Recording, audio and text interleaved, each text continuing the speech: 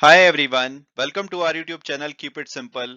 आज के वीडियो में हम बात करेंगे स्टॉक मार्केट के एक्सटेंडेड ट्रेडिंग आवर्स की, जिसके लिए एनएससी यानी कि नेशनल स्टॉक एक्सचेंज ने सभी प्रकार के जो मार्केट पार्टिसिपेंट्स हैं उनके साथ डिस्कशन स्टार्ट कर दी है, क्योंकि ये ट्रेडिंग आवर्स को बढ़ाना चाहते हैं। तो क्या सिर्फ एनएससी ही ट्रेडिंग आवर्स को बढ़ाना चाहता है, बीएससी में ट्रेडिंग आवर्स सेम ही रहेंगे?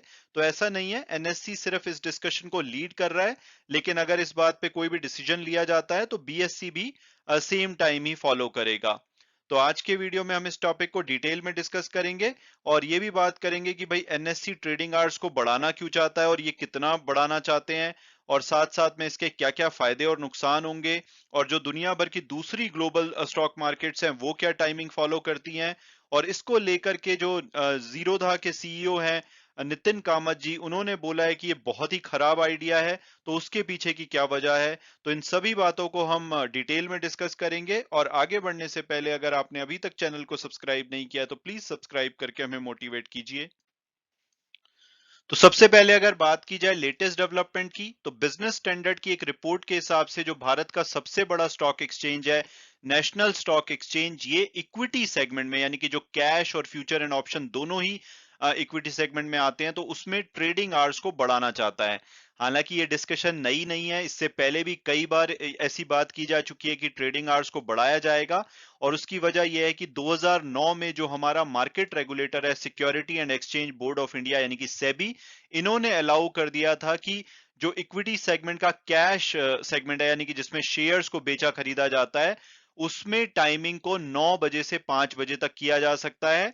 और डेरिवेटिव यानी कि जो फ्यूचर एंड ऑप्शन वाला सेगमेंट है, उसमें 9 बजे से लेकर के रात के 11:55 तक टाइमिंग को किया जा सकता है। इसकी भी परमिशन जो सेबी है उन्होंने अक्टूबर 2018 में दे दी थी।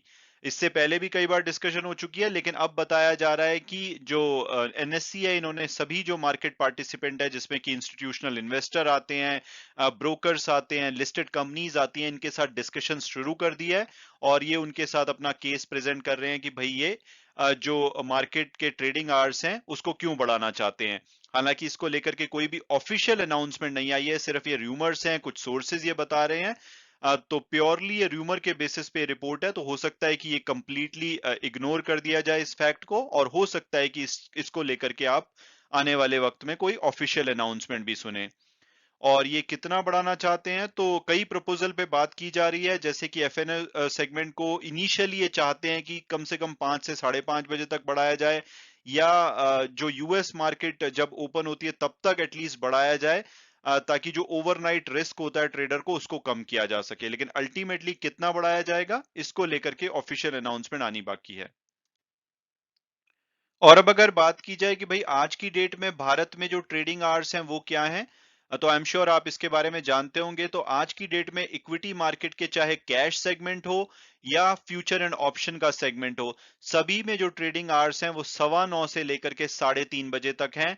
और जो एनएससी है वो चाहता है कि ये जो 9:15 से 3:30 बजे का टाइम है, इसको 1.5 घंटे से बढ़ा करके इक्विटी मार्केट के लिए 5 बजे तक कर दिया जाए। और फ्यूचर एंड ऑप्शन के लिए इनिशियली वो सोच रहे हैं कि भाई या तो यूएस मार्केट जब खुलती है तब तक कर दिया जाए, या 5 साढ़े 5 बजे तक कर दिया जाए, या इवन जो मैक्सिमम टाइम सेबी ने अलाउ किया हुआ है 11:55 पीएम तक, तो उसके बारे में भी डिस्कशन हो रही है। तो आज की डेट में हमारी जो एक्टिव ट्रेडिंग है वो 6 घंटे 15 मिनट होती है। इसके अलावा अगर हम करेंसी डेरिवेटिव्स की बात करें यानी कि जो फॉरेक्स जो मार्केट है उसकी बात करें, तो वो 9 से 5 बजे तक खुली रहती है। और वहीं जो कमोडिटी मार्केट है वो ऑलरेडी 15 घंटे काम करती है, यानी कि 9 बजे से 11:55 तक उसमें ट्रेडिंग होती है।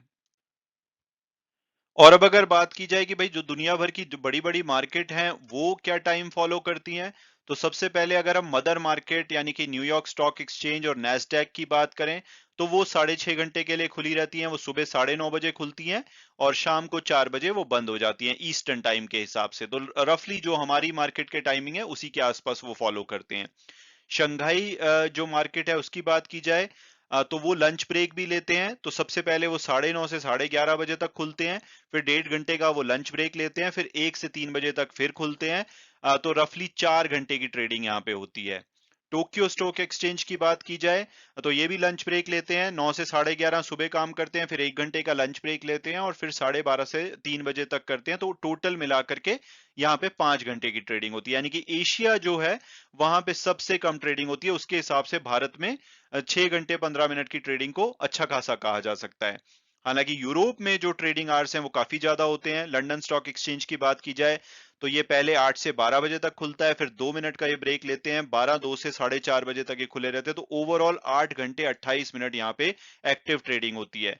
इसके अलावा अगर टोरंटो स्टॉक एक्सचेंज की बात की जाए तो ये भी 9:30 से 4 बजे तक खुले रहते हैं, बिल्कुल यूएस टाइम को फॉलो करते हैं। जर्मनी के स्टॉक एक्सचेंज की बात की जाए तो 9 से 5:30 बजे तक खुले रहते हैं, यानी कि 8.5 घंटे। अब ब्राजील में 10 बजे से लगभग 5:55 यानी कि 6 बजे तक, तो लगभग 8 घंटे की यहाँ पे ट्रेडिंग होती है। और साउथ अफ्रीका का जोहान्सबर्ग जो स्टॉक एक्सचेंज है वहां पे भी 9 से 5 बजे तक यानी कि 8 घंटे की ट्रेडिंग होती है। तो यानी कि यूरोप और अफ्रीका के जो बड़े स्टॉक मार्केट है वहां पे रफली 8 साढ़े 8 घंटे की एक्टिव ट्रेडिंग होती है, यूएस में 6.5 घंटे की रफली, और एशिया में काफी कम ट्रेडिंग होती है, चाहे चाइना हो या जापान हो। उस हिसाब से भारत में रिलेटिवली ज्यादा ट्रेडिंग होती है। और अब अगर बात की जाए कि भाई एनएससी इस टाइमिंग को बढ़ाना क्यों चाहता है, तो एनएससी का कहना है कि जो इंडियन स्टॉक मार्केट है वो अब काफी मैच्योर हो चुकी है, और उसकी वजह से जो भी मेजर इकोनॉमी में डेवलपमेंट होती है, जैसे कि यूएस में हो गया, यूरोप में हो गया, जैसे कोई इन्फ्लेशन डेटा आया या कोई बड़ा इवेंट हुआ, तो उससे हमारी मार्केट रिएक्ट करती है। तो अगर मार्केट लंबे समय तक खुली रहेंगी तो जो भी ग्लोबल इंफॉर्मेशन फ्लो की वजह से गैप अप गैप डाउन होते हैं, कि मान लो यूएस में शाम को कुछ हो गया, यूके मार्केट में कुछ हो गया, तो उसकी वजह से अगले दिन हमारे यहाँ पे huge gap up gap down होते हैं, तो इस चीज को अवॉइड किया जा सकता है। तो सबसे बड़ा फायदा तो यही बताया जा रहा है। इसके अलावा जैसे कि कई फाइनेंशियल रिजल्ट्स हमारे यहाँ पे मार्केट आवर्स में आते हैं, तो अगर हमारी मार्केट लंबे समय तक खुली रहेगी तो ज्यादातर जो फाइनेंशियल रिजल्ट्स हैं कंपनियों के वो मार्केट आवर्स में ही आ जाएंगे। तो उस हिसाब से लोग इमीडिएटली एक्ट कर पाएंगे, रादर देन कि उसकी वजह से बहुत ज्यादा ह्यूज गैप अप या गैप डाउन हो। इसके अलावा ये भी कहना है जो एनएससी का, कि भाई जो एसजीएक्स निफ्टी है, जो हमारा कॉम्पिटिटर है, जो सिंगापुर मार्केट में हमारा जो निफ्टी 50 का इंडेक्स है, डेरिवेटिव है, वो ट्रेड करता है, तो इससे काफी सारी जो business opportunity Indian stock market के लिए वो यहाँ से चली जाती है। तो अगर हम इसको लंबा करते हैं तो ऑब्वियसली जो सिंगापुर निफ्टी है वो सुबह 6:30 बजे खुल जाता है, हम तो 9 बजे ही खुलेंगे अभी भी।